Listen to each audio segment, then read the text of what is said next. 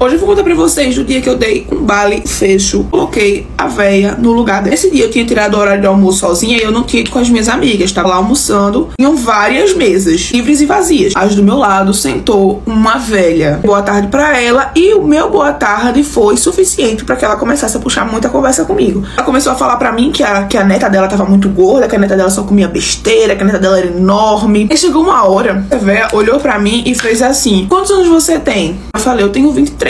Ela falou: eu sei porque você ainda não tá casada. Eu só olhei pra ela, não solicitei nada, nenhuma opinião, nada, e voltei ao meu almoço. Ela continuou a falar: você tá solteira? Porque você é muito gorda, você come muito, e nenhum homem que é mulher que come muito. Olha a quantidade desse prato de comida. Acha mesmo que um homem vai querer sustentar uma mulher que come muito ou uma mulher que come pouco? E virei pra ela e falei: não preciso que homem nenhum me sustente, não, eu mesmo me sustento. Vocês acreditam que a véia que tava sentada na minha mesa teve a capacidade de olhar pra minha cara, falar que eu era mal educada e, além de comilona, eu era mal educada, e que por esse motivo estava ali rogando para mim que eu não era casada, que eu nunca iria me casar. E essa nem é a melhor parte, tá? A parte 2. Dia que eu dei um fecho na véia que ficou falando besteira pra mim. Ela ficou lá rogando que eu nunca iria me casar porque eu era comilona e mal educada e nenhum homem iria sustentar a mulher que comia muito. Eu, com a boa educação que a minha mãe me deu, comecei a mandar ela calar a boca. Ficar: cala a boca, velha safada, cala a boca, velha safada. Eu, velha, olhe pra mim, eu tô muito mais conservada do que você. Não me orgulho, porém, se acontecesse eu faria igual de novo, porém não me orgulho. Vocês acham que não pode piorar? Sim, gente, piora. Pessoas iam passando por nós pra sentar nas outras mesas. Quando passava um homem, ela segurava a calça do homem, sabe, o cós da calça, e perguntava assim: você casaria com essa mulher aqui? Olha a quantidade de comida que ela come. Por um momento, eu juro pra vocês que eu achei que aquilo ali era uma pegadinha, porque não era possível. Me levantei da mesa e continuei falando: cala a boca, velha safada. E a mulher veio atrás de mim. Ela nem tava comendo, ela apenas sentou do meu lado pra me infernizar. O pessoal, né, que trabalhava lá no restaurante percebeu. E aí eu falei: olha, eu tô tentando almoçar e essa velha tá vindo atrás de mim e me xingando, falando coisa comigo. O pessoal pediu pra ela se retirar. Ela disse que não iria se retirar, que a filha dela era advogada, que ela sabia dos direitos dela, e ela poderia dar a opinião dela pra quem ela quisesse. Achasse ruim que fizesse uma dieta. Só dizer: eu estou falando isso pro bem dela, pra saúde dela. Falei: mulher, o que tu sabe de saúde? Já tu vai morrer mesmo. Quando eu disse isso, gente, a mulher começou a querer vir pra cima de mim pra me bater. Eu comecei a falar: venha me bater que eu bato em você. Você tá pensando que você é quem? Isso tudo no meio do restaurante, o povo almoçando e a gente fazendo barraco. Pra vocês terem ideia, ela era, tipo, sem noção. Ela ficou na frente do restaurante, dizendo que iria me pegar. Ela queria me bater de todo jeito. Eu pedi pra um amigo meu lá do trabalho vir me buscar no restaurante, porque assim, gente, eu não queria bater numa véia. Xingar a véia ainda vai, mas tipo, bater numa velha. Aí meu amigo foi lá, me pegou e ela já não tava mais lá na frente. Acho que ela desistiu, foi procurar outra vítima. Mas eu não sei o que acontece com as pessoas que acham que porque é véi, acham que pode falar tudo. Eu sou blogueira e recebi um presente misterioso de uma fã. Caixa, galera, na minha casa, uma caixa dizendo que era um presente misterioso de uma fã. Eu moro numa cidade bem pequena e na minha cidade eu sou muito conhecida. Eu sou conhecida entre as pessoas também, né? Acabei conquistando ali o meu lugarzinho. Não sou gigante, mas sou conhecida. E era muito conhecida na minha cidade por ser uma cidade pequena e eu ser a única blogueira que tinha na minha cidade. Eu morava numa cidade muito pequena, uma cidade muito humilde, então aquilo era muito diferente pra eles, sabe? Principalmente pros mais velhos. Mas sempre foi o meu sonho, então eu batalhei muito pra poder ser conhecida. Eu morava com os meus pais ainda, eu tava mais ou menos na minha faixa dos meus 19 anos quando tudo aconteceu. Eu tinha o meu querido namorado e tava tudo certo, tudo lindo. Eu tava vivendo ali a minha vida de blogueira, tirava um dinheirinho, ajudava a minha família, né? Me sustentava. Tava fazendo faculdade em outra cidade, a gente tava vivendo a minha vida. E aí um belo dia, era mais ou menos assim, umas 4, 5 horas da tarde, quando o correio passou, né, pela minha casa, e eu já tava acostumada a receber recebidos, né, coisinhas de marcas e tal, eu já tava acostumada a receber presente de fã. Quando chegou uma caixa pelo correio, assim, do nada, eu não estava esperando nada, ninguém veio pedir meu endereço, né, porque normalmente quando as marcas querem te mandar algo, pede seu endereço, ou até mesmo o fã pede seu endereço. Então eu achei um pouquinho estranho, porque eu não estava esperando nada. E chegou uma caixa rosa com laço e tal, não sei o quê, e o correio veio, me entregou, né, eu fui lá, fui receber, assinei, tudo bonitinho, tava com o meu remetente, tudo certo. Aí eu entrei pra dentro de casa com a bendita da caixa. Minha mãe falou: nossa, que caixa bonita, que é isso? Gente, uma caixa assim, toda enfeitada, toda trabalhada na beleza. Eu falei: mãe, não sei, não tô esperando nada e tal. Achei um pouco estranho, mas tranquilo. Botei em cima da minha penteadeira e fui fazer as minhas coisas. Porque Porque geralmente quando chega coisa eu deixo e depois vou gravar. E aí fui eu gravar o recebido. Liguei a câmera, comecei a gravar e abri a caixa. Vocês não têm noção o que tinha dentro da caixa. Quando eu abri a caixa, gente, olha, que nojo. Tinha mais ou menos umas 40, assim, que eu olhei assim por cima, assim, deu uma contada. Camisetas utilizadas. Aquela coisa mais seca, mais gosmenta, mais assim, sabe, jeito nojenta. Aquela caixa tava fedendo. A murrinha. Tinha umas camisetas que tava, inclusive, parecida que tava meio melecada de marrom. Como se a pessoa tivesse ido ali nas portinhas do fundo, sabe? Olha, gente, que coisa nojenta. Eu levei um susto, parei o vídeo, fiquei olhando aquele negócio, aquela caixa podre, fechei aquilo. Só que tinha um papel. Em cima, assim, de tudo, tinha um papel. Aí, dentro desse papel, anotado assim, tinha um número de telefone. E dizendo, entrar em contato. Gente, eu fiquei assustada, eu não sabia o que fazer. Eu nunca tinha recebido um negócio desse. Só que eu fiquei encucada com aquilo, né? Eu fiquei encucada. Aí eu guardei a caixa assim, joguei ela lá pro canto. Peguei o número, coloquei no meu cell phone, né? E fui entrar em contato com a pessoa. Eu peguei, tinha um WhatsApp, né? Anônimo, não tinha nome, não tinha foto, não tinha nada. Eu comecei a mandar mensagem. Que brincadeira era essa? Quem que tinha mandado? Percebi que o DDD era da minha cidade, ou seja, era alguém que morava próximo, ou pelo menos morava no meu estado, porque era o mesmo DDD do meu. E aí eu comecei a mandar mensagem, o que tá acontecendo, que palhaçada é essa, por que me mandaram essa caixa, que coisa nojenta. Só que eu mandei um texto falando um monte de coisa, falando que eu ia na polícia e tal, que eu ia achar, não sei o quê. E questionei o porquê que tinham me mandado aquela caixa de nojeira, né? Demorou, gente, mais ou menos 1h e meia pra pessoa me responder. Eu comecei a chorar porque eu fiquei extremamente nervosa, mostrei a caixa pra minha mãe também ficou chocada, queria jogar a caixa fora, eu falei que não era pra jogar. Nisso eu fui tomar um banho, minha mãe, não, tudo bem, então eu vou botar ela lá no canto, vai tomar um banho. A pessoa ainda não te respondeu, eu falei que não, ela vai tomar um banho, depois a gente resolve e tal, e eu fui tomar um banho. Daqui a pouco, quando eu saí do banho, meu telefone começou prim, prim, prim, prim, prim, prim, um monte de mensagem. Eu me troquei e fui ver quem que tava me mandando a bendita da mensagem. Gente, quando eu abri meu telefone, chegou, aquele negócio tava pim, pim, era um monte de foto, e um texto da pessoa que era uma menina me contando o que era aquele meu presente surpresa. Só que vocês não têm noção tanto que essa situação piora. Curte e comenta pra parte 2 que eu até me vinguei. Parte 2 não, parte 3, pra ajudar a blogueira.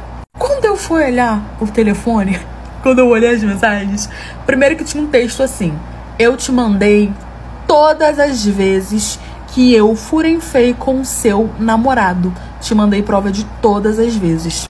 E aí ela começou a mandar um monte de foto. Só que não aparecia o rosto dela.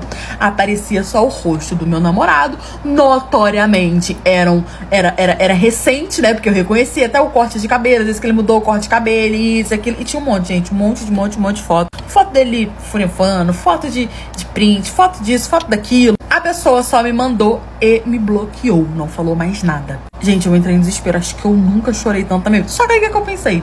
Eu queria descobrir quem era ela. Qual era a única chance de eu descobrir quem era ela? Futicando no telefone do meu namorado. Então eu fingi que nada aconteceu. Guardei a caixa, fingi que nada aconteceu. Inclusive, meu namorado estava indo pra minha casa porque era fim de semana. E geralmente ele passava o fim de semana na minha casa. Esperei ele chegar ali em Tibéria. Ele chegou, tratei ele normalmente. Não contei pra minha mãe. Falei pra minha mãe que a pessoa não me respondeu. Porque assim que me respondeu, me bloqueou. Ele chegou, tomou um banho, cansado do trabalho e tal. A gente jantou, ficamos vendo um filminho. Ele tentou fazer ali o rally rolou comigo, mas eu falei que tava com dor de cabeça. Dei uma desculpinha. E aí a gente foi dormir. E o meu namorado, ele tem um sono muito pesado, sabe? Só que ele coloca o telefone lá longe. E eu tenho a senha do telefone dele, mas a gente combinou que a gente não ia invadir a privacidade um do outro. Se a gente fosse olhar um telefone um do outro, a gente iria avisar, olhar na frente um do outro, que não tinha um porquê disso. Enfim, a gente tinha nossos combinados. Aí eu esperei ele dormir, levantei pé com pé e olhei o telefone e vi quem era a candenga, porque ele nem fazia questão de apagar as conversas. Só que quando eu vi ela, gente, eu fiquei muito feliz. Quem que era, querida?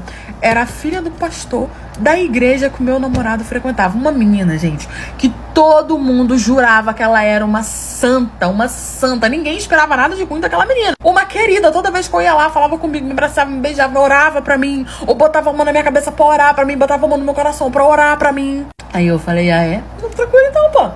Printei tudo. Eu exportei a conversa pro meu telefone. E aí eu fui olhando tudo com calma, vi tudo, eles combinando a menina, moça, olha aqui, ó, cheio da unção, tranquilo. Só que no dia seguinte teria culto, que era sábado, e todo sábado nós iríamos pro culto. Chegou no dia seguinte, tratando a Frozen, amor, e eu somos irmãs gêmeas, tratando ele na maior tranquilidade. Chegou de noite, doida pra chegar de noite, nos arrumamos lindos e belos e fomos pro culto. Eu peguei a caixa, botei dentro da minha bolsa e fui. Ah, outra coisa que eu me preparei, né? Eu saí mais cedo, fui lá, imprimi um pouquinho da conversa, algumas fotos, algumas coisas que ela tinha me mandado ela mesma e fui. Só que na conversa com o meu namorado, tinha foto que mostrava o rosto dela. Essas aí que eu imprimi. Fomos pro culto. O culto começou, eu cheguei, sentei. Quando eu cheguei, que eu sentei, ela não acreditou.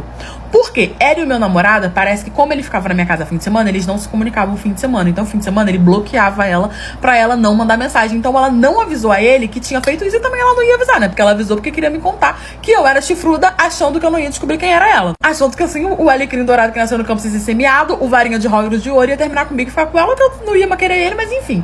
Quando eu cheguei, que eu sentei na primeira fila, eu fiz questão, meu namorado gostava de ficar mais atrás, eu falei, não, nós vai ficar na frente.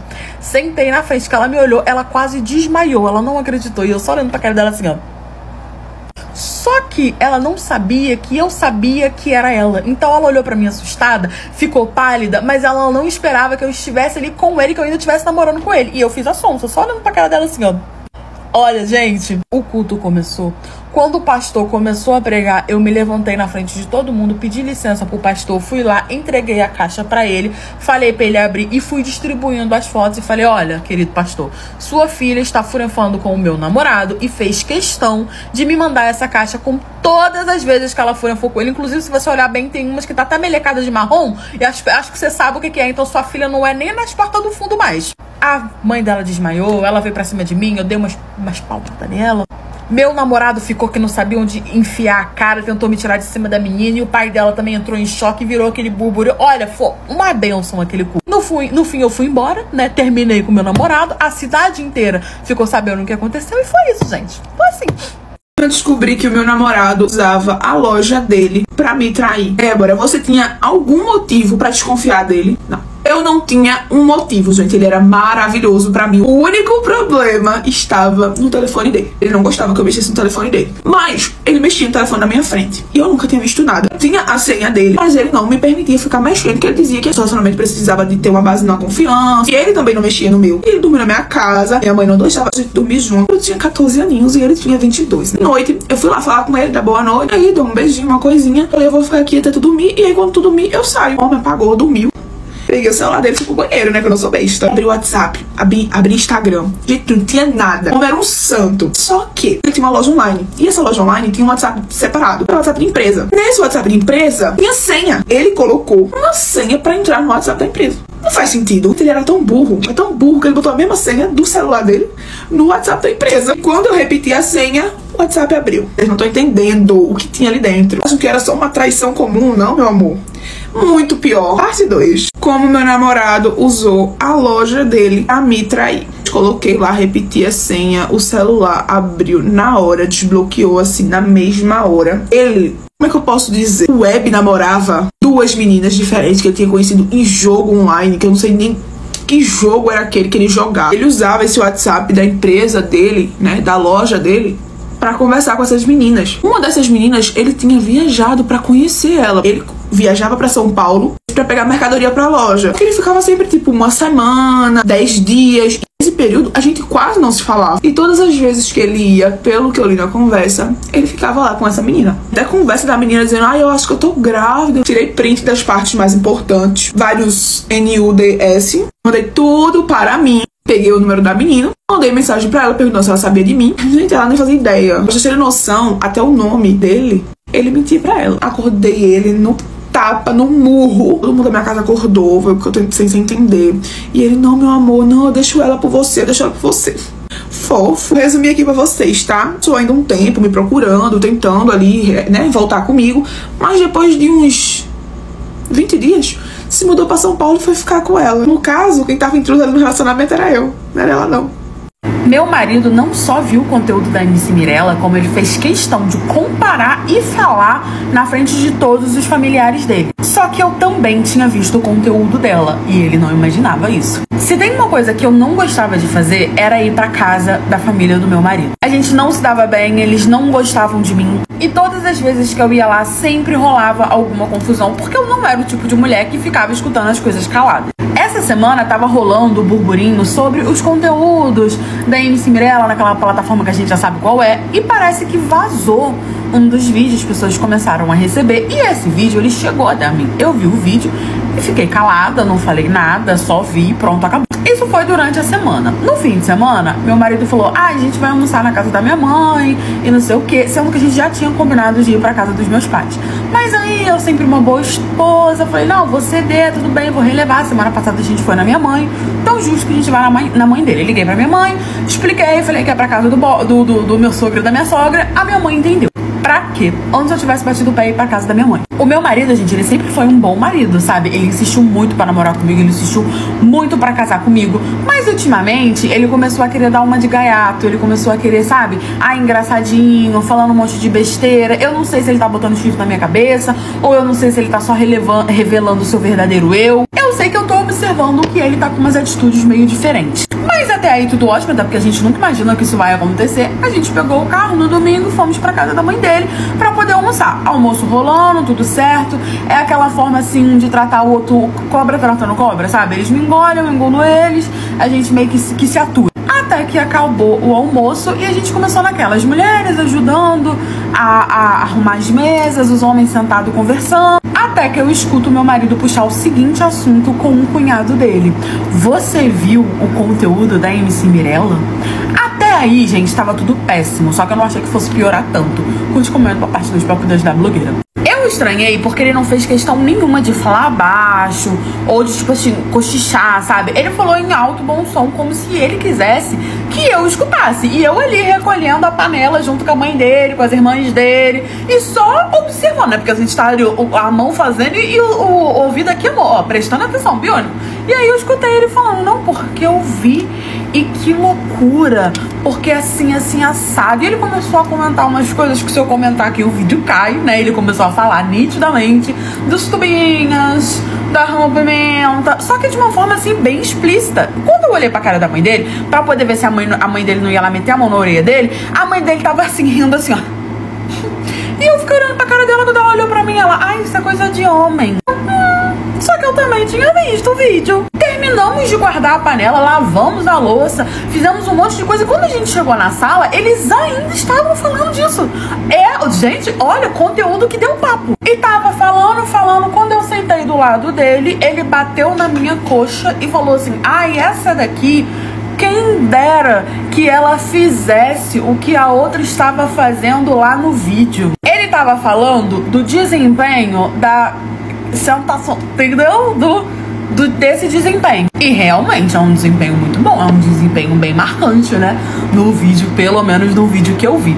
E aí eu virei pra cara dele e falei assim: engraçado, eu também vi esse vídeo, mas sabe o que acontece? Porque ele falou assim: ah, quem dera essa daqui fizesse, porque essa daqui não faz, né? Não tem nem como comparar e tal. Eu falei: mas sabe o que acontece? Por que ela consegue fazer aquilo?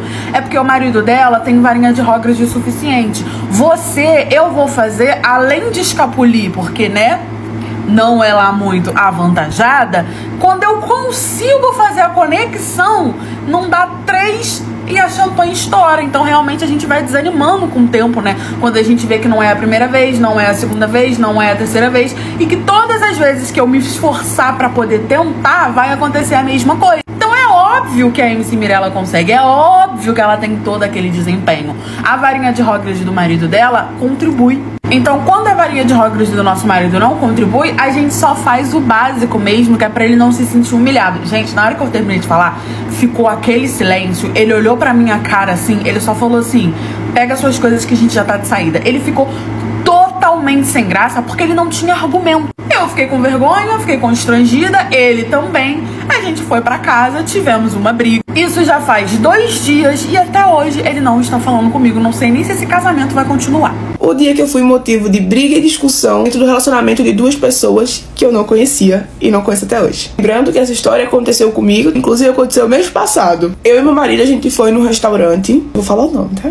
Bem braço. Que é rodízio de carne. A moça pegou, levou a gente até uma mesa. E nessa mesa não tinha ninguém na nossa frente nem atrás da gente. Mas tinha um casal com um bebê e uma senhora do nosso lado. E tava lá se alimentando e tal.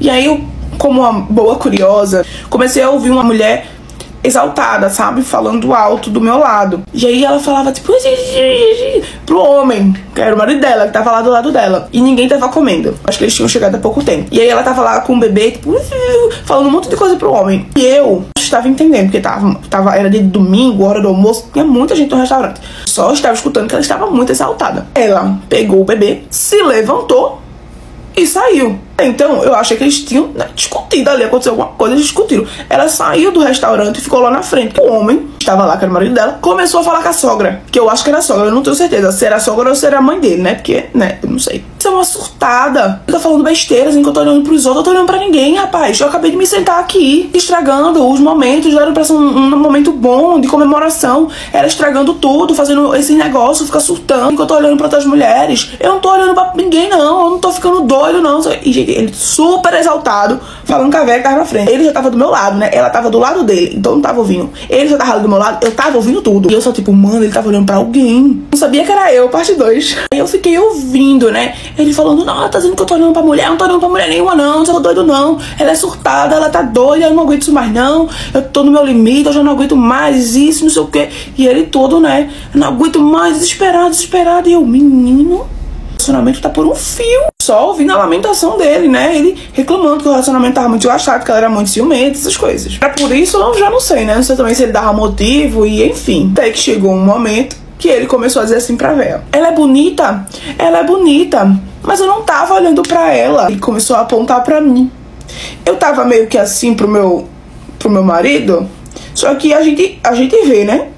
De rabo de olho. Agora fica aí reclamando, como é que eu vou comer se a menina tá aqui do meu lado? E falando alto, gente. E eu ouvindo tudo. Meu marido é deixado, aí ele não escuta não, mas eu escuto. Aí eu comecei a cutucar ele: amor, a mulher foi embora aqui da mesa do lado, porque o marido dela tava olhando pra mim. Mas como assim ele tava olhando pra tu? Eu falei, eu acho que ele não tava olhando pra mim, porque, gente, quando a pessoa olha muito pra mim, eu percebo. Por quê? Porque eu encontro muito seguidor por aí, entendeu? Então, pô, sempre que a pessoa tá olhando muito assim pra mim, aí eu olho pra pessoa e faço assim, que eu já sei que é seguidor. E ele não tava olhando pra mim. Eu acho que se ele olhou tipo, como uma pessoa olha. Eu já tinha olhado pra ele, já tinha olhado pra mulher dele, já tinha olhado pra senhora. Eu acho que se ele tivesse realmente olhando assim pra mim, tipo, eu teria percebido. Sou muito observadora, desabafando lá com a mulher, né, que tava lá, a senhora, que eu não sei se era a mãe ou a sogra dele.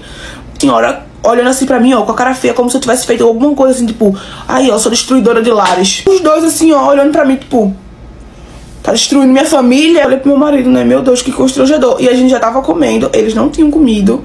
Tava só aquela situação, assim, super constrangedora. E aí a única coisa que eu fiz foi me virar mais e ficar comendo, né, conversando com meu marido. Aí ele fez, olha, vira aqui pra mim e fica aqui de boa. Ela ficou falando pra ele lá, chamar a mulher dele, e aí ele já tinha se acalmado mais. E aí foi lá chamar ela. Eu sei que ela voltou. E aí ela também ficou falando, você ficou olhando pra menina, você ficou olhando pros peitos dela. Enfim, ficou um clima merda. Até a gente sair de lá. A gente chegou depois deles. Até a gente sair de lá, ninguém tinha comido ainda. Eu acho que eles nem comeram. Ficou um clima super bosta. E eu não fiz nada. Todas as crianças da minha sala começaram a me ignorar. E eu não tava entendendo o que tava acontecendo, até que a professora veio me contar. Isso aconteceu na minha vida quando eu tinha mais ou menos uns 8 anos, né? E hoje em dia eu vejo o quão absurdo isso foi e como a minha mãe foi sábia, né, nas decisões que ela tomou relacionada a isso. Quando eu tinha 8 anos, meu pai e a minha mãe, a gente se mudou para uma cidade nova. O meu pai tinha sido transferido da empresa que ele trabalhava. E aí vocês já sabem como é. A gente largou toda a nossa família, toda a nossa vida. A gente foi para uma cidade que a gente não conhecia ninguém. Era uma cidade relativamente pequena, mas era uma cidade muito boa, sabe? Então a gente meio que ficou assim, ok, satisfeitos, vamos para uma cidade muito boa. Tranquilo, a gente fez toda a mudança. E aí vem toda aquela coisa de você mudar de escola. E a gente sabe que quando a gente tem 8 anos, você mudar de escola, ainda mais assim que o ano já tinha começado, é terrível. Só que eu era simpática. simpática, eu era meio simpatia, então eu sabia que eu ia fazer amizades. A minha mãe, como ela teve que largar o emprego dela, né, pra gente poder mudar pra essa cidade, porque em relação a valores, a custo-benefício, né, era muito melhor ela largar o emprego dela e se mudar dessa cidade pra essa cidade com meu pai, porque o salário dela, do meu pai, seria muito maior. Então, basicamente, no início, ela ficou com os afazeres da casa, que era arrumar casa, manter as coisas em ordem, me levar na escola, me buscar. Como ela não conhecia, assim, ela ainda não sentia segurança de me deixar aí sozinha. A escola era realmente muito boa. Nos primeiros dias foi tudo muito tranquilo. Eu fiz amizade muito fácil. Eu gostei muito da professora. Eu via que ela tinha um carinho por mim. Só que as coisas começaram a ficar esquisitas quando passaram mais ou menos umas 3 semanas que eu tava tendo aula, né? As coisas simplesmente mudaram da água pro vinho e eu nem entendi por quê. Todas as crianças gostavam de mim, todas as crianças falavam comigo e do nada, todas elas começaram a virar a cara pra mim. Até as que eram mais as minhas amigas, sabe? Quando eu ia falar, abaixava a cabeça e saía. Eu meio que via que ela não queria aquilo, mas que tinha que fazer por algum motivo. E eu comecei a ficar chateada, comecei a ficar encurralada, sabe? No canto da sala, ninguém falava comigo, ninguém brincava comigo. E a professora viu o que estava acontecendo e veio me contar. Curte e comenta pra parte 2 pra ajudar a blogueira. Eu perguntei pra várias amiguinhas minhas o que tava acontecendo, se elas queriam me contar, se tinha alguma coisa. Eu pensei que eu tava fedendo, eu pensei que eu tava com piolho, eu pedia pra minha mãe olhar minha cabeça, eu pedia pra minha mãe olhar minha roupa, mas realmente eu não tava, e eu não tava entendendo o que tava acontecendo. Eu perguntei pra professora e a professora meio que desconversava, a professora meio que falava, não, isso é coisa de criança. Só que, gente, numa sala onde tinha mais ou menos umas 20 cabeças, todo mundo te ignorar. Até os meninos me ignoravam, eu não conseguia fazer mais amizade com ninguém. E nas 3 primeiras semanas foi tudo muito tranquilo, foi tudo muito ótimo, sabe? Eu não via justificativa pra aquilo. Só que a professora viu que eu fui ficando amuada, que eu fui ficando quieta no meu canto e ela veio me contar o que estava acontecendo, né? Ela pediu pra eu poder ficar quando liberasse as crianças pro recreio. Eu fiquei. Ela sentou do meu lado e aí ela começou a me contar. Ela falou, olha, você tá vendo que as crianças estão te ignorando, que ninguém quer fazer amizade com você. Eu vou te contar, porque eu já levei isso pra diretora, mas a diretora disse que simplesmente não poderiam fazer nada a respeito. Eles já tinham feito campanha sobre coisas assim do tipo, mas eu vou contar pra você, e porque eu acho que você já tá com 8 anos, você consegue entender um pouquinho. E aí ela me contou que as mães estavam ficando extremamente incomodadas pela minha mãe vir me buscar na escola com roupa da academia, né? 3 semanas após a gente se mudar, a minha mãe entrou na academia, ela sempre fez academia, minha mãe tem um corpo lindo, a minha mãe sempre se cuidou muito, e ela sempre ia da academia me buscar. Ela ia pra academia, acabava o treino, dava o horário da saída, ela ia me buscar.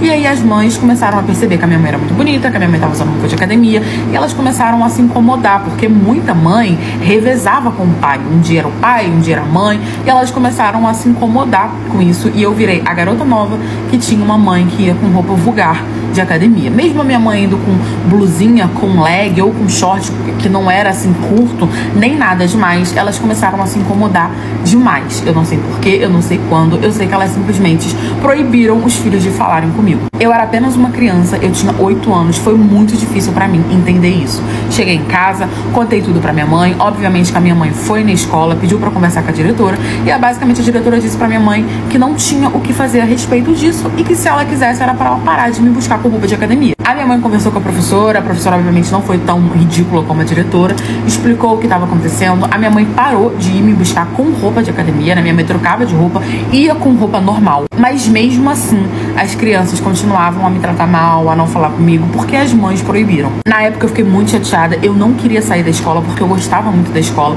mas a minha mãe achou melhor me tirar, então a minha mãe me tirou dessa escola, me matriculou em outra escola e ela não ia mais de roupa de academia, por mais que ela entendesse que aquilo ali era ridículo, mas ela entendeu que era pelo meu próprio bem, né? Que ela não podia controlar as outras mães, ela não poderia controlar a educação das outras crianças ou como as mães pensariam, né? Então a minha mãe me trocou de escola, foi muito difícil porque eu saí de novo de outra escola pra começar em outra, fazer amizades novamente. A minha mãe passou aí com roupas normais me buscar, isso nunca mais aconteceu, eu consegui fazer amizades, tudo normalizou, mas eu realmente sofri esse preconceito junto com a minha mãe. Isso porque as roupas da academia da minha mãe não era roupa nem curta, eram roupas normais. Meu pai chegou em casa com uma menina que tinha mais ou menos uns 8 anos, na época eu tinha 10. E aí ele disse que aquela menina, a partir daquele dia, ela seria nossa irmã. Só que aquela menina, ela tinha horror ao nosso pai. E depois, né, quando a gente foi crescendo, a gente foi entendendo o que realmente estava acontecendo. Essa não é uma história fácil de contar, essa é uma história da minha família, né, do íntimo da minha família, mas a minha mãe, ela veio a falecer quando eu tinha mais ou menos uns 5 anos, então foi tudo muito difícil. Se não fosse a minha avó, eu nem sei o que ia ser da gente, ela ajudou muito na nossa criação, né, e o meu pai, depois que a minha mãe faleceu, ele simplesmente mudou da água pro vinho, sabe, não era mais o mesmo homem que eu conhecia, a gente, sabe, não tava sabendo lidar com. E quanto mais a gente crescia, mais distante ele ficava. Bem dizer, a gente ficava mais na casa da nossa avó do que com o nosso próprio pai. Até que um belo dia, a gente já maiorzinho, ele foi na casa, né, da nossa avó, que era basicamente onde a gente morava, e disse que a partir daquele dia a gente iria voltar pra casa oficialmente e que a gente só ia na casa da minha avó os fins de semana ou quando ele autorizasse, né? A gente achou um pouco estranho, a minha avó achou mais estranho ainda, mas ela não questionou, afinal de contas, ele era o nosso pai. Quando ele chegou a pegar a gente de volta, eu já tava com 10 anos, né? E a gente achou muito estranho, mas logo em seguida veio a explicação. Por quê? No dia seguinte, assim que a gente meio que pegou todas as nossas coisas, botou tudo de volta na nossa casa, ele não morava longe da nossa avó, ele chegou em casa com uma menina que tinha mais ou menos uns 8 anos. E aí ele falou que aquela menina, a partir daquele dia, ela seria a nossa irmã e que era pra eu cuidar dela como eu cuidava do meu irmão. Obviamente que a gente achou aquilo tudo muito estranho, afinal de contas, quem era aquela menina? A gente nunca tinha ouvido falar nela. Mas a gente pensou que era, não sei, uma filha de um casamento, de uma traição, de coisas assim do tipo. Afinal de contas, ele sempre esteve com a minha mãe. A gente aceitou, não questionou, né? A menina era extremamente tímida, ela quase não falava, né? Ela ficava calada o tempo todo. Você via que ela era uma criança bem assustada. E na época, ela tava, tipo, bem magrinha, parecendo que ela tava desnutrida. A nossa vida seguiu, a menina começou a fazer parte da nossa rotina, começou a ir pra escola, começou, né, a fazer as coisas que a gente fazia. E eu comecei a reparar que ela tinha horror ao nosso pai. Horror mesmo. E que meu pai mal falava com ela, ele ignorava completamente a existência dela dentro daquela casa. Só que com toda essa situação, 10 anos se passaram. E quando se passaram 10 anos, foi quando a gente descobriu o que estava acontecendo. 10 anos se passaram e a gente não criou nenhum nível de intimidade com aquela menina. Eu achei que com o tempo ela fosse falar, né? Até porque ela mal abria a boca, ela tinha horror ao meu pai. Todas as vezes que meu pai falava com ela era pra dar algum tipo de ordem e pra ela era fornecido, assim, o básico, sabe? O básico. E ela sempre abaixava a cabeça, ela ficava calada, né? Ela dormia num quarto separado da gente, sendo que eu e meu irmão a gente dormia junto. E a nossa família estranhou muito, né? Digo, nossos tios, avós. Só que meu pai, ele nunca deu satisfação, sabe? Desses 10 anos, ele nunca deu satisfação. Ele só falou, é minha filha. Ela é minha filha. Ela é minha filha.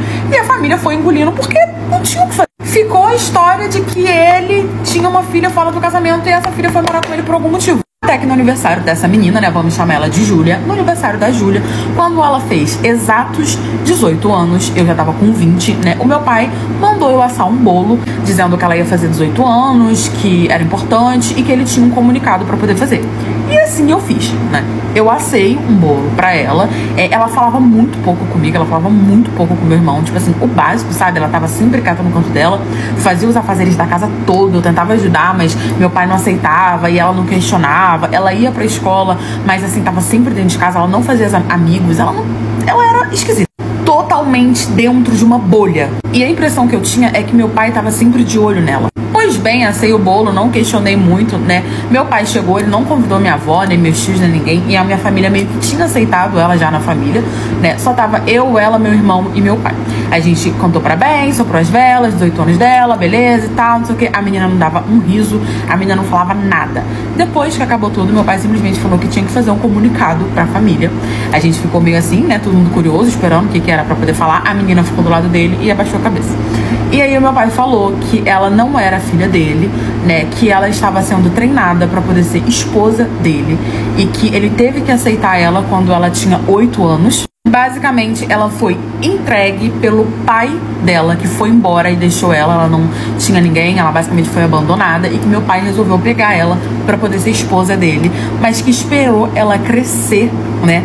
Antes de tocar nela ou fazer qualquer coisa do tipo com ela, porque ele simplesmente achou que aquilo ali justificaria ele ter basicamente, eu não sei se comprado ou aceitado uma esposa que tinha 8 anos. Obviamente que com 20 anos, na hora eu me revoltei, a gente começou a discutir, eu falei que aquilo ali era um absurdo e ele falou que se eu não estivesse satisfeito era pra eu poder sair debaixo do teto dele, mas que a partir daquele momento ela era esposa dele. Falou que ia dar um tempo pra gente digerir a informação e pra ela também, pra que ela se acostumasse e que ele daria pra ela 3 dias pra que ela passasse a ser a mulher dele. Aquilo ali pra mim era tudo um absurdo, não parecia ser real, eu não acreditava. Meu pai levantou, foi pro quarto, a menina chorava, ela sabia de tudo, mas ela não podia contar porque, né, o meu pai proibiu. Eu comecei a conversar com ela, falei, é sua chance, me fala, me conta, o que tá acontecendo? Ela começou a me contar tudo, falou que a família dela abandonou, que ela foi entregue ao meu pai e que ela tava sendo treinada pra ser esposa dele, basicamente é o que meu pai falou, era a única formação que ela tinha. Ela aceitou porque ela não tinha o que fazer, ela só era uma criança, ela só tinha 8 anos.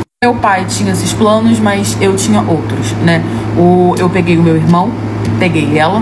Enquanto meu pai dormia, a gente fez toda a nossa mala, tudo que a gente pôde levar, a gente levou. Fomos pra casa da minha avó, contei tudo pra minha avó. Ela era minha avó a parte de mãe, contei tudo pra minha avó. A minha avó foi na Polix. A menina era maior, né, de idade, então ele não podia fazer nada. Ele ficou extremamente revoltado, ele foi preso. Eu não aceitei a situação e falei pra Júlia que se ela tivesse me contado, a gente teria resolvido isso muito mais rápido. Atualmente mora eu, a Júlia e o meu irmão. Ficamos um tempo na casa da minha avó, mas a gente, graças a Deus, conseguimos a nossa independência. Nós juntamos o meu dinheiro, o dinheiro dela, a gente conseguiu resolver tudinho. Hoje a gente mora juntos, né? O meu irmão tá quase pegando a maioridade, mas ainda não. Ele tá fazendo jovem aprendiz, essas coisas pra poder ajudar dentro de casa. A gente vive bem. A gente nunca mais soube do meu pai, ele ficou preso, mas ele saiu assim em seguida. E essa foi uma história da minha família que foi muito difícil pra mim contar.